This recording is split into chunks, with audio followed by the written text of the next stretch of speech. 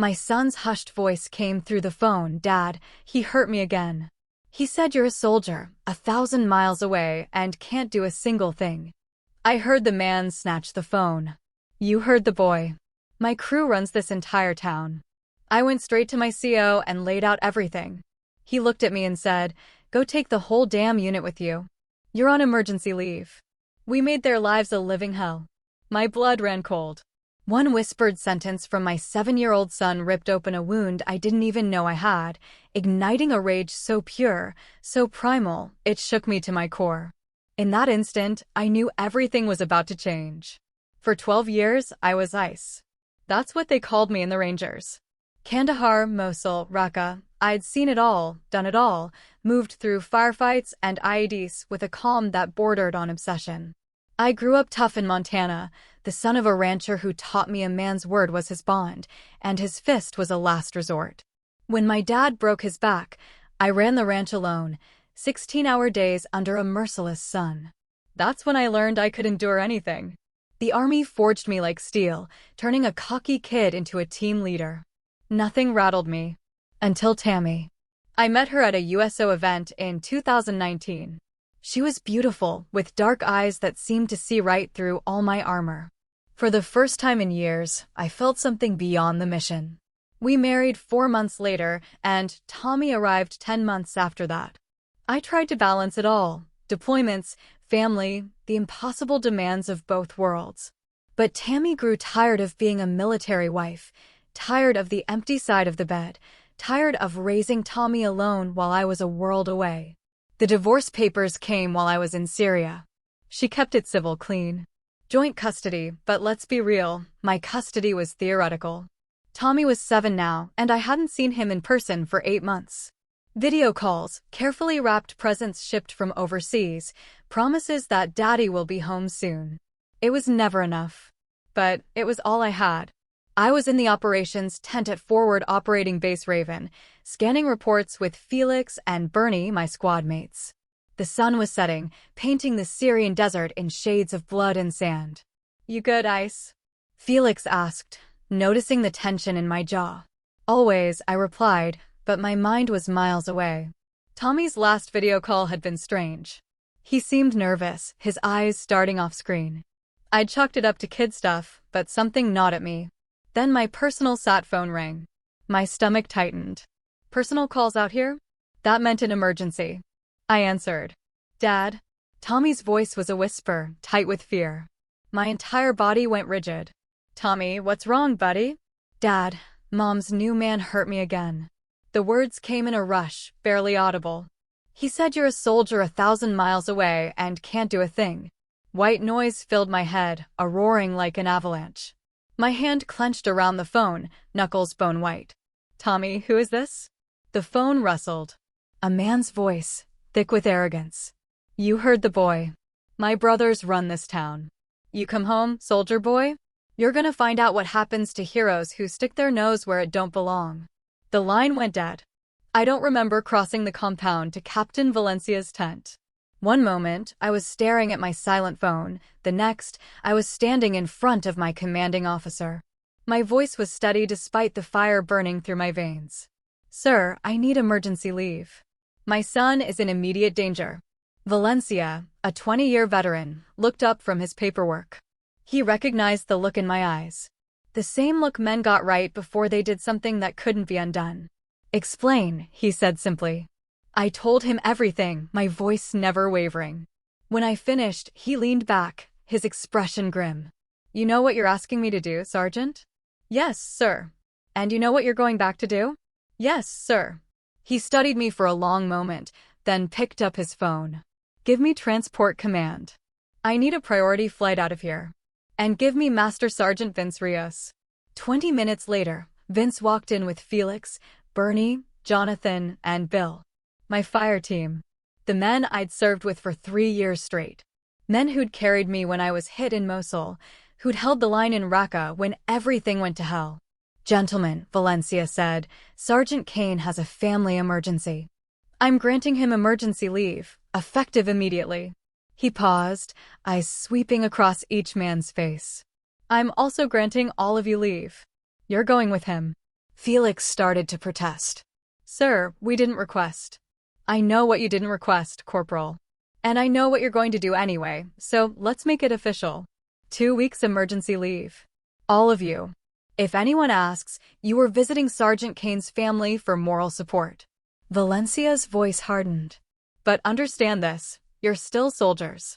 You represent this unit, this army, and this nation. Whatever you do, whatever happens, I expect you to conduct yourself accordingly. The unspoken message was clear. Don't get caught. Don't embarrass us. Do what needs doing. Yes, sir, they replied in unison. 8 hours later, I was on a cargo transport, heading for Ramstein, then home. My team surrounded me, weapons cleaned and stowed, but each man wore the same expression, the blank, focused look of operators preparing for a mission. What's the situation on the ground? Vince asked. He was 34, a career NCO with a wife and 2 daughters back in Texas. I pulled out my phone. My ex-wife, Tammy, has been seeing a guy named Gilberto Barajas, small-time criminal in Ridgefield, Oregon. That's where she moved after the divorce. Population 12,000. Barajas has 2 brothers, Rafael and Jeremy. All 3 have records. Assault, drug possession, extortion. Police? Bernie asked. I called Oregon State Police from the base, reported the abuse. They said they'd send someone to do a welfare check. My jaw tightened. That was 6 hours ago. No call back. Bill Blackwell, our comms specialist, pulled out his laptop. Let me see what I can dig up. For the next 2 hours, as the transport droned across the Atlantic, Bill worked his magic. What he found painted an ugly picture. The Barajas brothers aren't small-time, Bill said finally. They're part of a larger network. Their uncle, Valentine Vaughn, runs a drug distribution operation across 3 counties. The brothers are his enforcers. And get this, Ridgefield's police chief, Peter Sharp, has a brother-in-law who works for Vaughn. The whole department's compromised. How compromised? I asked. 3 complaints filed against the Barajas brothers in the last 2 years: assault, domestic violence, intimidation. All of them disappeared from the system. No follow-up, no charges. I felt the ice in my chest spread, numbing everything except the mission. This wasn't just about getting Tommy safe. This was about dismantling an entire network that thought it was untouchable. All right, I said quietly. Then we do this the hard way. We landed at Portland International at 0600 local time. I'd called ahead to Horace Pierce, an old Army buddy who'd left the service 2 years earlier and opened a security consulting firm in Vancouver, Washington. Horace met us with 2 SUVs, no questions asked. Good to see you, Ice, he said, gripping my hand. Heard you needed some support. Always do, I replied. What do you know about Ridgefield? Small town, big problems. The Vaughn operation is the worst-kept secret in the county. They move meth and heroin up from California, distributed through the I-5 corridor. Everyone knows, nobody does anything. We drove to Ridgefield in convoy, rolling into town just after sunrise. I directed them past the small downtown, past the local diner and hardware store, to the neighborhood where Tammy lived. It was a modest area, working-class homes with chain-link fences and tired lawns. Tammy's house was a small blue Rambler at the end of a cul-de-sac. My throat tightened as I saw Tommy's bike lying in the front yard, one wheel slowly spinning in the morning breeze. Eyes open, Vince murmured. Black Escalade 3 houses down, 2 men inside. I'd already seen them. Watchers. The Barajasas weren't taking chances. Bernie, Felix, you're with me. Everyone else, maintain position and surveillance. Bill, get eyes in the sky. Bill had brought a commercial drone, small enough to be invisible, powerful enough to give us a complete picture.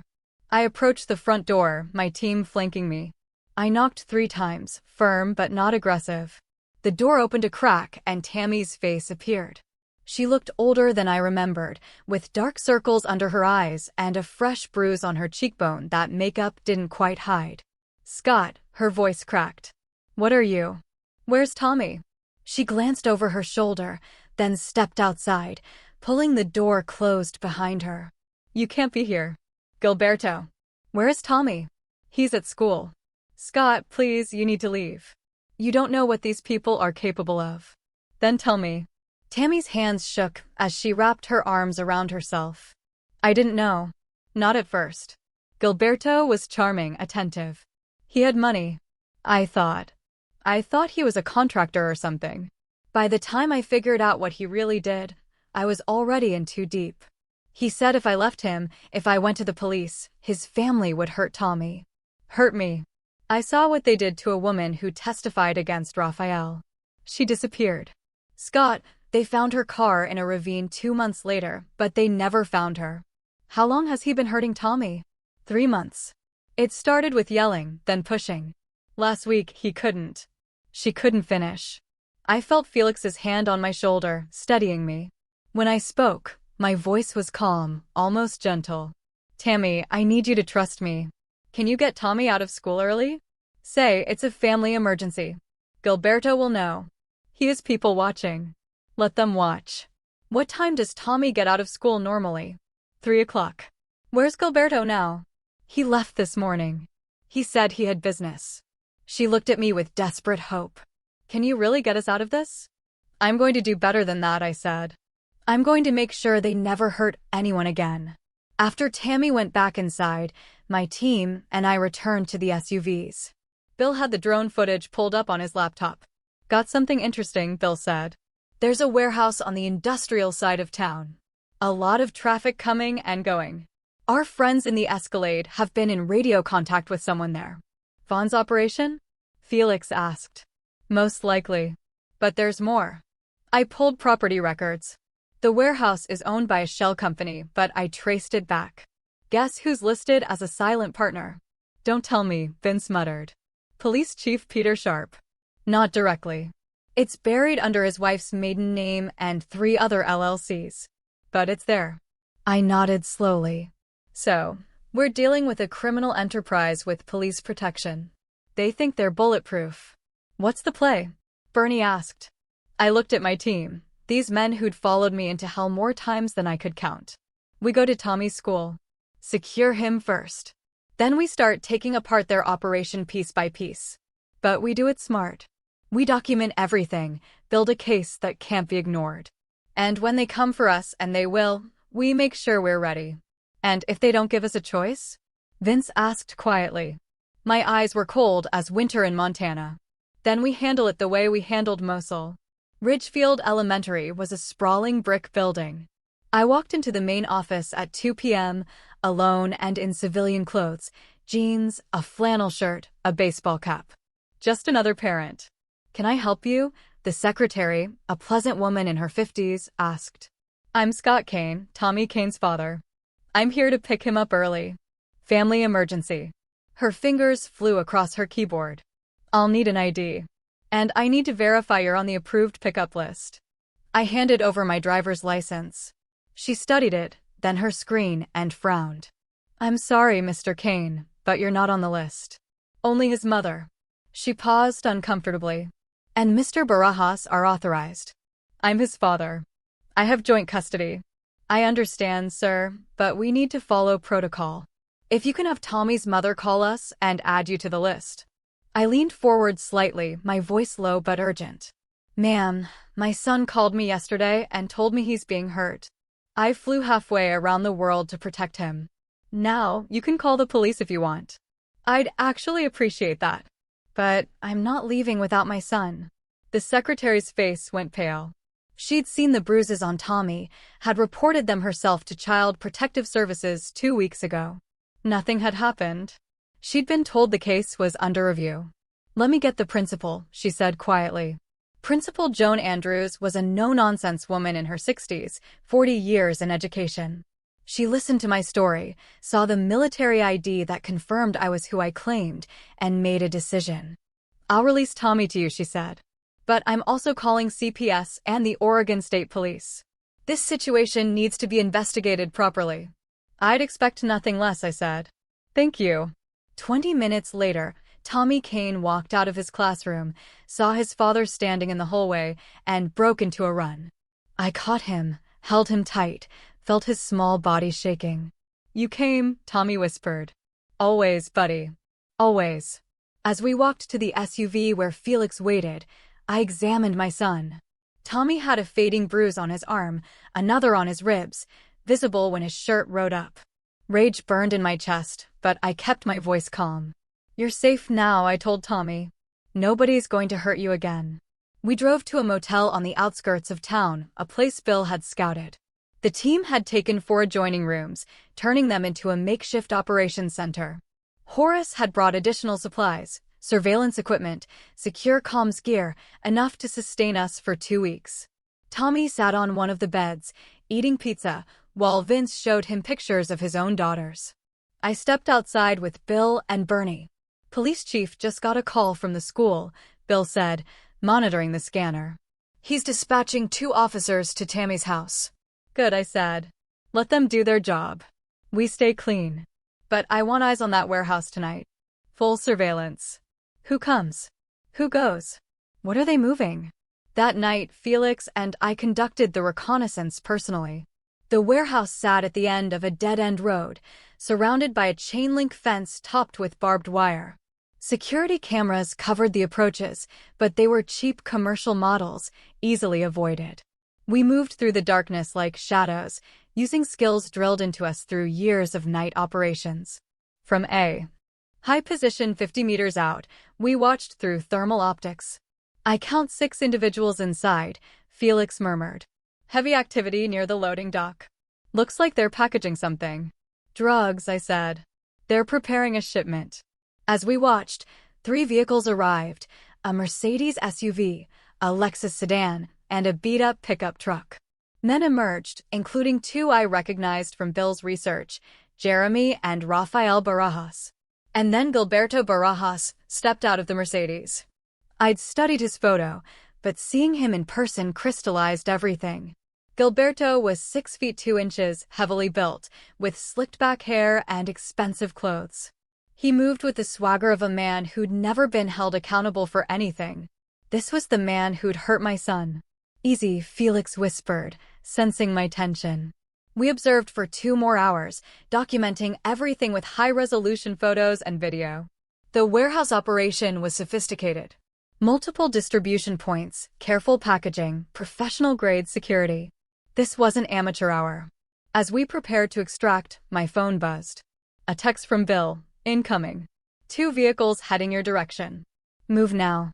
We melted into the darkness, reaching our vehicle just as headlights swept across the road behind us. Someone had spotted us or suspected surveillance. "They're getting nervous," Felix said as we drove away. "That's good. Nervous people make mistakes." I nodded, but my mind was already on the next phase. I had intelligence. Now it was time to start applying pressure. The next morning, I made 3 phone calls. The first was to the FBI field office in Portland. I identified myself, provided my military credentials, and reported a large-scale drug distribution operation with law enforcement corruption. The agent who took my call was professional but skeptical until I mentioned I had photographic evidence and surveillance footage. "I can have an agent meet you this afternoon," the agent said. "Make it 2 agents," I replied. "And bring someone from the DEA." The second call was to a lawyer Horace recommended, Lauren Navarro, a former prosecutor who'd left the district attorney's office after butting heads with corrupt officials once too often. She agreed to represent me in the custody matter and to review my evidence of the criminal enterprise. The third call was to a journalist, Mandy Bruce, an investigative reporter with the Portland Tribune who'd written extensively about rural drug operations and police corruption. "Mr. Kane," she said when we met for coffee, "I've been trying to crack the Vaughn organization for 2 years. If you have what you say you have." "I have it," I said, sliding a flash drive across the table. Full surveillance from last night. Faces, vehicles, license plates. Enough to start connecting dots. Mandy studied me. "Why are you doing this? You could just take your son and leave." "Because Tommy isn't the only kid in this town," I said. "And these people will keep hurting others until someone stops them." By afternoon, the pressure was mounting. The FBI agents, a veteran named Francis Mesa and a younger agent named Ariel Peak, reviewed my evidence with increasing interest. The DA agent, a hard-eyed woman named Kristen Vang, made 3 phone calls during the meeting, each one more urgent than the last. "This is solid," Francis said finally. "But I need to be straight with you. Building a case against a protected organization takes time. We're talking months of investigation, wiretaps, surveillance. If they know we're looking at them, they'll destroy evidence and disappear. So, don't let them know," I said. "I can keep the pressure on. Make them think it's just me. Just a father protecting his son. By the time they realize they're under federal investigation, it'll be too late." Kristen Vang leaned forward. "You're talking about making yourself bait. I'm talking about doing what needs to be done." What I didn't tell them was that I'd already started. That morning, Bill had done something beautiful with his computer skills. He'd accessed the Barajas brothers' phones, not to wiretap them, which would be illegal, but to send them each a single photograph. The photo showed Gilberto Barajas at the warehouse, clearly visible, time-stamped, and geotagged. Below it, a simple message: "Smile, you're being watched." The message came from an untraceable number through 7 different servers across 4 countries, but its effect was immediate. By noon, my team observed Gilberto making frantic calls. By early afternoon, all 3 Barajas brothers convened at a local bar, Murphy's Tavern, a known hangout for their crew. Bill's drone captured the meeting with Police Chief Peter Sharp in the parking lot. "They're panicking," Bernie observed, watching the footage. "Look at the body language." "Good," I said. Panic makes people dangerous, but it also makes them sloppy. That evening, I took Tommy to dinner at a family restaurant in downtown Ridgefield. It was a calculated move, public, visible, normal. I wanted the Barajas brothers to see that I wasn't hiding. We were halfway through our meal when Jeremy Barajas walked in with 2 other men. He saw me immediately, his face darkening. For a long moment, our eyes locked. Then Jeremy smiled, a cold, predatory expression, and walked over. "Scott Kane," he said, his voice carrying false friendliness. "The famous war hero. My brother told me you were in town." I stood slowly, positioning myself between Jeremy and Tommy. "And you must be one of the cowards who threatens children." Jeremy's smile didn't waver, but something dangerous flickered in his eyes. "Careful, soldier boy. You might be tough overseas, but you're in our world now." "Your world," I said quietly, "is about to get a lot smaller." The 2 men with Jeremy shifted, hands moving toward their waistbands. I didn't move, didn't blink. I'd faced down armed insurgents in Fallujah. These thugs didn't scare me. "Is there a problem here?" The restaurant owner, an older man named Stevie Shields, emerged from the kitchen. He held a baseball bat and a phone. "Because I've already called the police, and I'm recording everything." Jeremy glanced at the phone, then back at me. "No problem. Just saying hello to an old friend." He leaned closer, his voice dropping. "My uncle wants to meet you. Valentine Vaughn. Tomorrow night, 8 o'clock. Murphy's Tavern. Come alone." "I'll be there," I said. After Jeremy left, Stevie apologized profusely. I thanked him, paid for the meal, and took Tommy back to the motel. "Dad," Tommy asked as we drove, "are you going to be okay?" I looked at my son in the rearview mirror. "I promise you, buddy. This is all going to be over soon." That night, the team gathered for a tactical briefing. "They're inviting you into a trap," Vince said. "Murphy's is their territory. They'll have every advantage." "I know," I said. "Which is why we're going to flip the script. Bill, can you get eyes and ears inside Murphy's?" "Already working on it. The place has Wi-Fi, which means I can access their security cameras. I can also place some wireless microphones. Plant them during the lunch rush. Nobody will notice." "Good. Felix, Bernie, I want you outside with overwatch positions. Jonathan, you're my backup. You'll be inside, playing the drunk regular. Vince, you coordinate with our FBI friends. If this goes sideways, I want federal agents on standby." "And if Vaughn wants to talk business?" Horace asked. I smiled, but there was no warmth in it. "Then we'll talk. And I'll make sure every word is recorded and admissible in court." Murphy's Tavern smelled like stale beer and cigarette smoke that had soaked into the wood over decades. I walked in at precisely 2,000 hours, wearing jeans, a black t-shirt, and a leather jacket. I knew I was being scanned for weapons. Valentine Vaughn wouldn't risk a meeting without security, so I'd left my sidearm in the SUV. I didn't need it. This wasn't that kind of meeting. Valentine Vaughn sat in a booth at the back, surrounded by 4 men. He was in his 50s, lean and sharp-featured, with silver hair and cold eyes. He wore an expensive suit that looked out of place in the dive bar. "Sergeant Kane," Vaughn said, gesturing to the seat across from him. "Thank you for coming." I slid into the booth. Jonathan Garza sat 3 tables away, hunched over a beer, the perfect picture of a lonely drunk. I could feel, rather than see, Felix and Bernie in their positions outside, rifles ready. "Let's skip the pleasantries," I said. "You wanted to meet. Here I am." Vaughn smiled. "I appreciate that. I'll be direct, too. You're causing problems for my organization. The school incident, the surveillance, the federal agents asking questions. This needs to stop. Your nephew hurt my son. That needs to stop. Gilberto has a temper. He'll be dealt with. Not good enough." Vaughn's smile faded. "You don't seem to understand your situation, Sergeant. I run 3 counties. I have police, judges, lawyers on my payroll. You're one man with a grudge. How do you think this ends?" I leaned forward. "It ends with you in a federal prison. See, while you've been building your little empire, I've been building a case. The FBI has my evidence. The DEA is watching your warehouse. And in about..." I checked my watch. 10 minutes, a story is going to drop in the Portland Tribune detailing your entire operation with photos. Vaughn's face went still. "You're bluffing." "Am I?" "Check your phone." Vaughn pulled out his phone, his fingers moving rapidly. His face went pale. Mandy Bruce's story had just gone live online, complete with photographs and a detailed breakdown of the Vaughn organization structure. "You made a mistake," I said quietly. "You thought you were untouchable. You thought hurting a kid wouldn't matter because his father was too far away. But I'm not far away anymore. And I'm not stopping until every one of you is behind bars."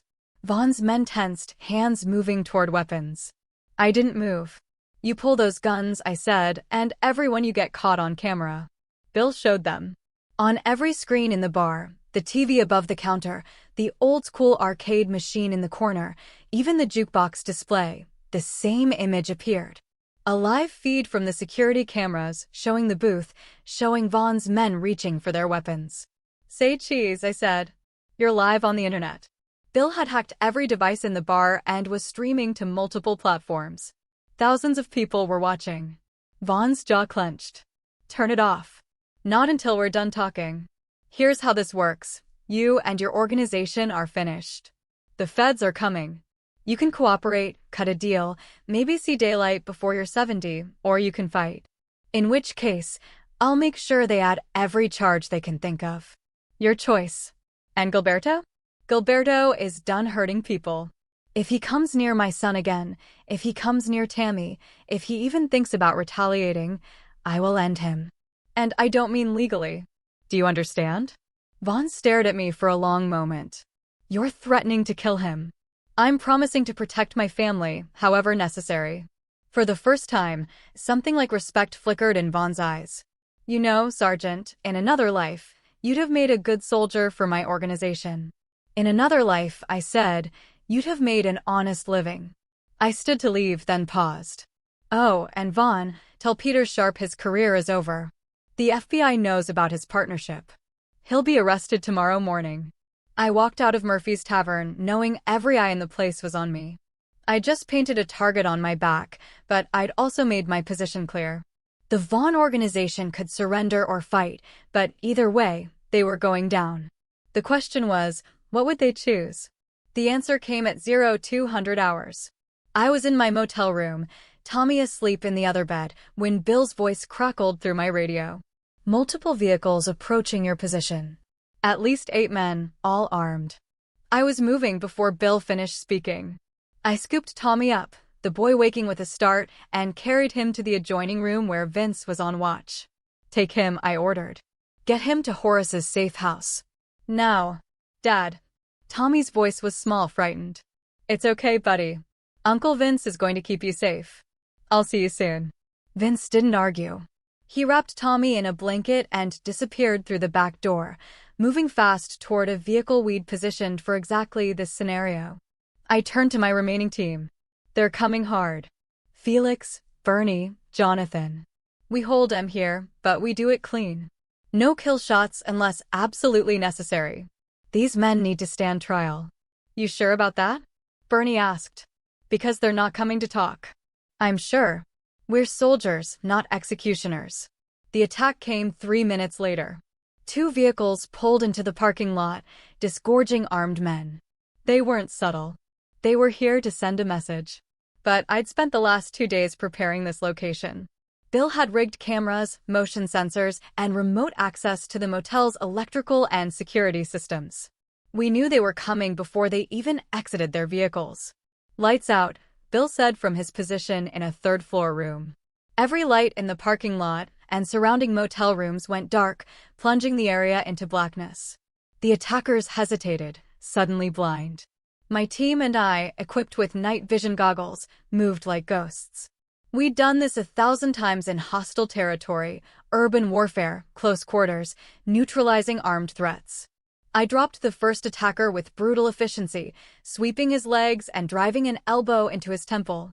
The man went down hard, unconscious before he hit the ground. Felix took out 2 more, moving with the fluid grace of a martial artist. Gunfire erupted, wild and panicked. The attackers were shooting blind, rounds punching into motel walls and vehicles. I moved through the chaos, disarming another attacker, using the man's own momentum to slam him into a parked car. FBI, drop your weapons. The voice came from the street. Francis Mesa and 6 other federal agents poured into the parking lot, weapons drawn, flashlights cutting through the darkness. The remaining attackers, realizing they were surrounded and outgunned, threw down their weapons and dropped to their knees. It was over in 90 seconds. As the agents secured the attackers, Francis approached me. You knew they were coming. I suspected they might, I said. That's why I called you 6 hours ago. You used yourself as bait. I used myself as evidence. Every one of these men is guilty of attempted murder, assault with deadly weapons, conspiracy. You can trace them back to Vaughn. And Gilberto Barajas led them here himself. I saw him in the second vehicle. Frances shook her head, but she was smiling slightly. You're either very brave or very crazy. I'm a father, I said simply. The next morning, the arrests began. The FBI, working with Oregon State Police and DEA, executed search warrants across 3 counties. Valentine Vaughn was taken into custody at his mansion. Police Chief Peter Sharp was arrested at his home. Rafael and Jeremy Barajas were picked up at the warehouse. And Gilberto Barajas, facing charges that would put him away for 20 years, did something unexpected. He tried to run. Gilberto Barajas made it 60 miles before his luck ran out. He'd fled in his Mercedes, heading for the California border, but I had anticipated this possibility. Working with the FBI, we put out an alert to every law enforcement agency in the region. When Gilberto's vehicle was spotted on Highway 101, a tactical team was ready. The vehicle chase ended on a rural stretch of road. Gilberto tried to make a stand, reaching for a gun, but the federal agents weren't playing games. They swarmed his vehicle, dragging him out, slamming him to the pavement. I watched it happen from the command vehicle, Francis Mesa beside me. That's all of them, she said. The entire organization, from top to bottom. But I knew there was one more piece to handle. That afternoon, I drove back to Ridgefield with Vince and Felix. We went to Tammy's house, where she was packing, preparing to move. Scott, she said when she saw me. She looked like a different person. The fear gone from her eyes, replaced by cautious hope. I heard about the arrests. Is it really over? It's over. Gilberto's in federal custody. He'll face charges for what he did to Tommy, plus attempted murder, assault on federal agents, a dozen other counts. He's not getting out. Tammy collapsed into a chair, tears streaming down her face. I'm so sorry. I should have protected him better. I should have. You did what you could in an impossible situation, I said gently. That's over now. You and Tommy are safe. What happens now with custody? I've thought about this a lot. I'm going back to active duty. My deployment ends in 3 months, and then I'm putting in for a stateside assignment. I want to be part of Tommy's life again. Really be part of it. But that means working together, being co-parents, not enemies. I'd like that, Tammy said softly.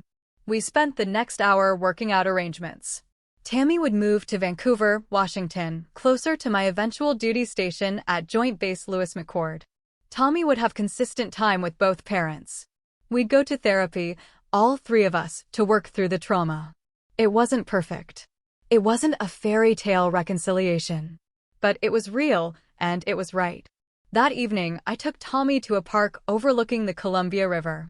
The boy had been quiet since his rescue, processing everything the way kids do, through play, through routine, through small questions that revealed deeper fears.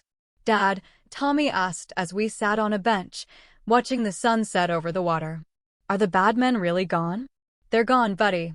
They're in jail, and they're going to stay there for a very long time. Because of you?